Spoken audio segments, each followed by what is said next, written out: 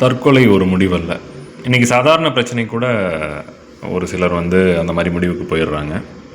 So நிறைய விஷயங்களுக்காக இருக்குது. ட்ரிங்க்ஸ் அடிக்ட்டு, அதே மாதிரி திருமணம் சம்மந்தப்பட்ட உறவுகளுக்கான பிரச்சனை, மாணவர்கள் எக்ஸாம் ஃபியரு, அதாவது தேர்வில் வந்து தோல்வி பயம், இதெல்லாமே வந்து அதுக்கப்புறம் ஆன்லைன் கேம் அடிக்ஷன்,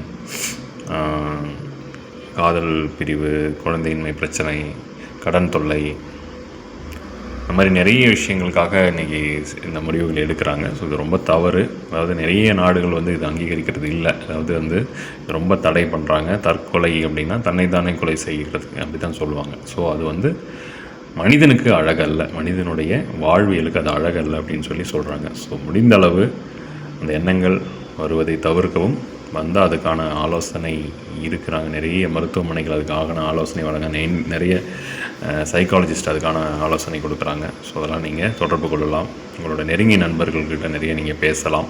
உங்களுடைய குடும்ப உறவுகள்கிட்ட நீங்கள் சொல்லலாம். ஸோ இதெல்லாம் வந்து அந்த எண்ணங்கள்லேருந்து உங்களை விடுபட செய்யும். ஸோ மாற்றம் ஒன்றே மாறாதது. நல்லா பேசுங்க, சந்தோஷமாக இருங்க, வாழ்க்கையை வாழ்ந்து காட்டுங்க. நன்றி, வணக்கம்.